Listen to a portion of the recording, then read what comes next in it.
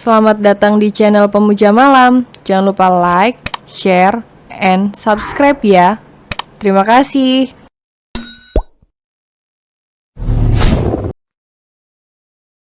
Episode 15, Hanya Manusia Biasa.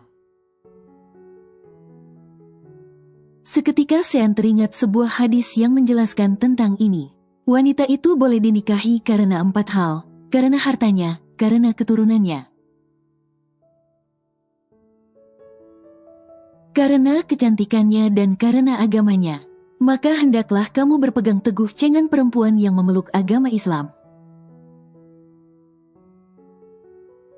Jika tidak, akan binasalah kedua tanganmu. Apakah yang harus dipilih Sean, berpisah atau bersama? Sedangkan Aurel juga memiliki perasaan yang sama. Setelah kepergian Sean, Aurel berjalan masuk ke dalam rumahnya. Entah kenapa perasaan ini semakin besar. Aku boleh mencintainya, tapi aku tidak bisa merebutnya dari Tuhannya. Lantas, haruskah aku yang meninggalkan Tuhanku? Gumam Aurel duduk di sofa rumahnya. Aurel yang seperti ini merasa bahwa dunia tidak adil padanya. Bahkan dia tidak punya keluarga lain di tengah semua harta peninggalan orang tuanya. Aku butuh berbicara dari hati ke hati kepada Tuhan. Aurel bangkit dan masuk ke dalam kamar. Aurel mengambil langkah bimbang. Saat ia melirik nakas, ia mendapati Al-Quran milik Dikta. Yang lupa Dikta bawa sebelumnya dan ketinggalan sekian lamanya di rumah Aurel. Entah kenapa getaran sesuatu terjadi pada Aurel saat menggenggam Al-Quran tersebut. Ia seperti mendapat sesuatu yang berbeda. Aku tidak akan merebutnya dari Tuhannya dan dia tidak akan merebutku dari Tuhanku. Tapi demi Tuhan aku ingin berpindah keyakinan karena sesuatu yang membuatku nyaman. Aurel meraih tasnya dan berjalan keluar dari rumah. Aurel sebenarnya sudah memikirkan semua ini dengan yakin. Di saat dia sepi, ia merasa bahwa dirinya mendapat sesuatu yang menuntunnya melakukan ini. Aurel kini berdiri di pinggir jalan mencari taksi. Dia akan menemui Sean di rumahnya dan mengutarakan perasaan dan keinginannya. Sementara itu Mama Reni dan Dikta tengah sibuk menyiapkan acara 7 bulanan Dikta. Tidak ada tradisi besar, apalagi Dikta bukan penganut tradisi seperti itu. Di sini hanya ada pengajian. Mama udah pesan kuenya? Tanya Dikta pada Mama Reni yang sibuk menyapu ruang tamu rumah Sean. Udah nak, mulainya jam berapa emang? Tanya Mama Reni membuka pintu untuk mengeluarkan sampah yang dia sapu. Dikta berjalan mengambil karpet dan menggelarnya di ruang tamu yang sudah Mama Reni sapu tadi. Jam 2 Ma, sekarang baru jam 12 kan? Ini langsung aku gelar aja atau Mama mau pel dulu lantainya? Tanya Dikta yang membuat Mama Reni meliriknya. Mama pel dulu ya sayang. Jawab Mama Reni menaruh sapu di samping pintu. Mama Reni kemudian berjalan mengambil alat pel yang ada di dapur selepas kepergian Mama Reni. Terdengar suara mobil yang Dikta tahu bahwa itu adalah mobil Sean. Assalamualaikum. Ujar Sean melepas sepatunya dan masuk ke dalam rumah. Waalaikumsalam, kakak. Dikta berjalan ke arah Sean dan mencium tangannya. Ayo kita beli kue buat acara 7 bulanan kamu. Ajak Sean duduk di sofa dan menghela napas. Dikta ikut duduk di samping Sean dan menyandarkan kepalanya di dada kakaknya itu. Gak usah, aku udah pesan pakai uang aku. Itu dibantuin Mama Reni. Sean menatap sekilas Dikta. Kan kakak udah bilang pakai uang kakak aja. Gak mau ah, kan aku yang hamil. Jawab Dikta mendorong wajah kakaknya yang menatapnya serius. Mama Reni ada di sini? Tanya Sean yang membuat Dikta mengangguk. Di mana? Kenapa nak? Tanya Mama Reni yang datang bersama alat pel. Sean langsung berdiri kemudian mendatangi Mama Reni. Ia mencium tangan Mama Reni. Makasih ya Ma sudah mau bantuin Dikta. Mending Mama istirahat aja biar Sean yang ngepel. Yang harusnya istirahat kamu, kan kamu baru pulang kerja. Sana biar Mama yang pel. Jawab Mama Reni. Mana bisa aku istirahat kalau Mama aku ngepel sendiri? Sean merebut alat pel tersebut.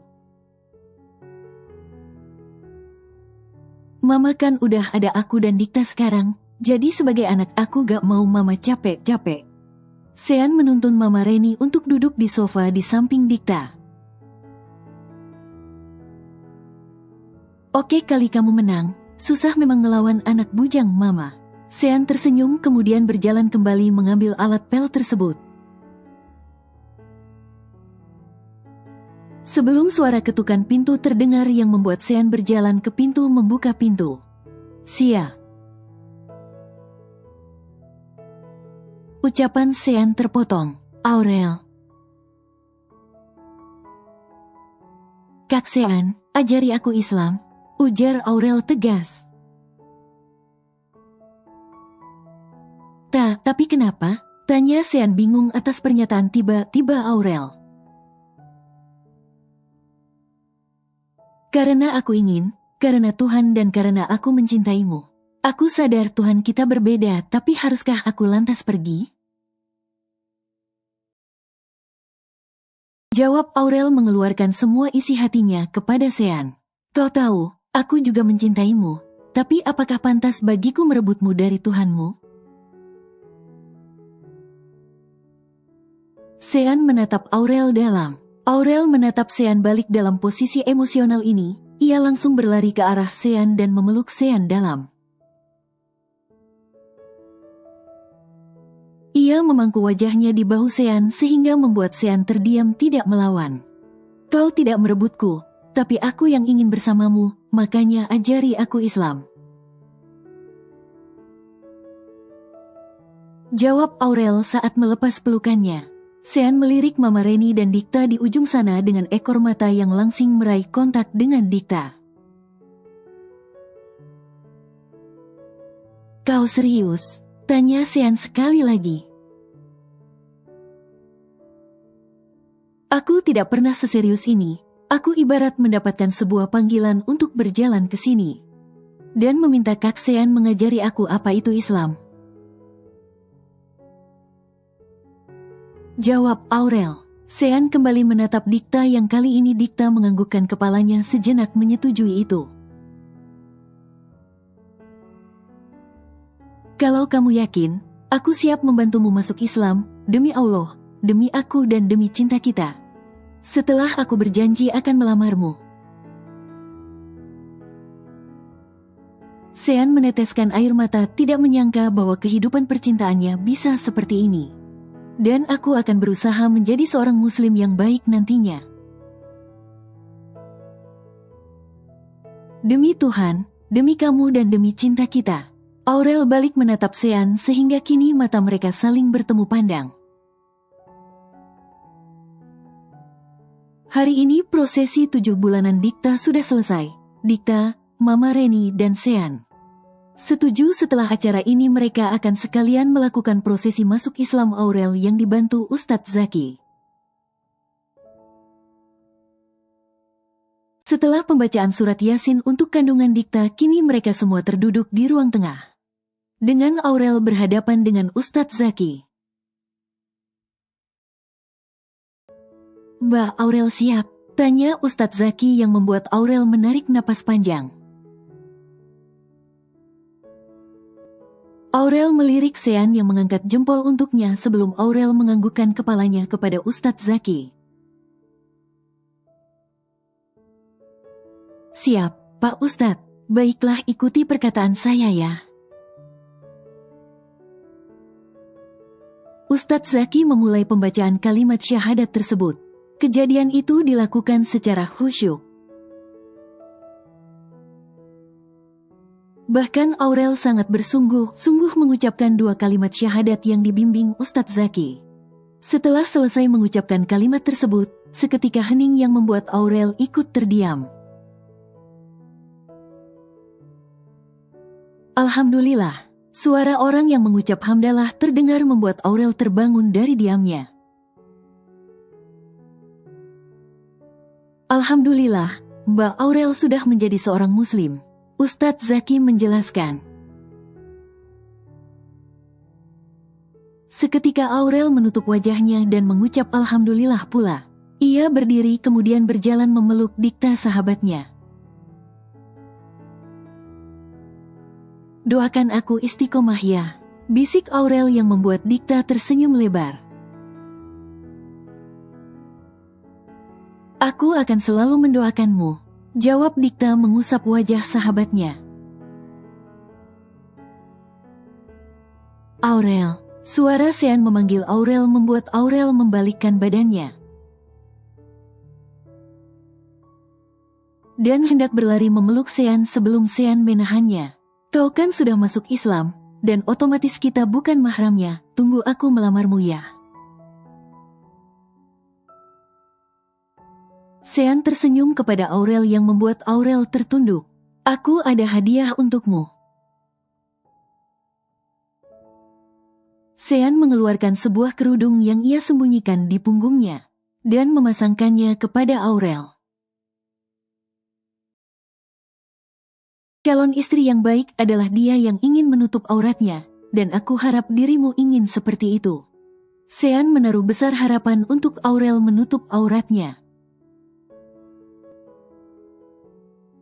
Aurel menatap Sean. Aku mengikuti agamamu karena aku tahu kaulah imamnya kelak, jika ini permintaanmu. Maka akan aku lakukan dan juga demi Allah dan dirimu. Jawab Aurel membuat Sean menghangat. Rencana kakak mau nikah sama Aurel serius? Tanya Dikta duduk di samping Sean yang tengah sibuk menggonta-ganti channel TV di hadapannya. Bismillah, soalnya ini sudah 2 bulan lebih, semenjak Aurel menjadi mualaf jadi kakak mau serius sama dia. Jawab Sean menarik kepala Dikta agar bersandar di lengannya.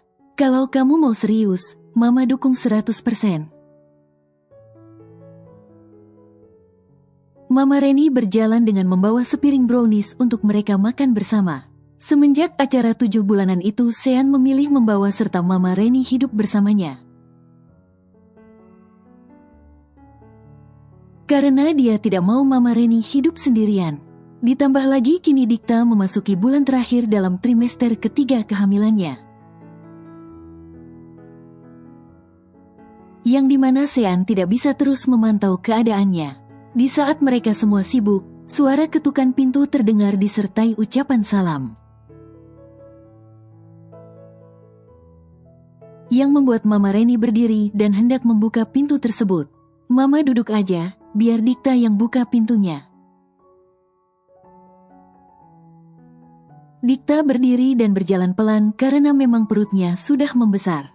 Dikta berjalan ke arah pintu yang membuat Sean dan Mama Reni saling melempar tatapan. Mereka berdua kemudian menyusul Dikta membuka pintu. Dikta meraih engsel pintu dan menariknya. Waalaikumsalam, siapa ya, Dek? Seketika Dikta merasakan kaget beserta Mama Reni dan Sean mendapati sosok Robi di hadapan mereka. Dengan tatapan sendu dan masih menyimpan beragam penyesalan. Sudah hampir 8 bulan kita tidak bertemu. Apa kabarmu? Tanya Robi. Dikta tidak menjawab. Robi kemudian langsung mencium tangan Mama Reni dan melepas kerinduan dengan ibunya itu. Bisakah aku bicara dengan Dikta? Sean menatap Dikta untuk menginformasikan permintaan Robi dan Dikta mengangguk. Sean dan Mama Reni berjalan masuk ke dalam rumah meninggalkan Dikta di sana bersama Robi. Robi menatap Dikta dalam setelah kepergian Sean dan Mama Reni, membuat Dikta membuang muka. Kau tahu selama 8 bulan ini, aku berusaha menjadi pria yang baik dan tidak mengulang keburukan dalam masa laluku. Alhamdulillah dong, aku senang ngedengernya. Dikta berjalan ke kursi yang ada di teras dan duduk di sana. Dan niatku kembali adalah mengajakmu rujuk, membahagiakanmu dan juga anak kita, dan memulainya dari awal. Robi menaruh harapan besar dari kalimat yang dia ucapkan. Dikta tersenyum kecut, nada ucapan Robi benar-benar dramatis penuh penekanan. Tidak bisa, jawaban singkat, padat dan jelas bernada penolakan yang berarti tumpul membuat bahu Robi melorot seketika. Kenapa? Bisakah kau memberikan aku kesempatan kedua? Aku paling anti memberikan kesempatan kedua. Karena jika kau mengatakan Allah saja bisa memberikan kesempatan pada umatnya sedangkan aku tidak. Maaf, aku bukan Allah. Aku hanya manusia biasa. Bersambung.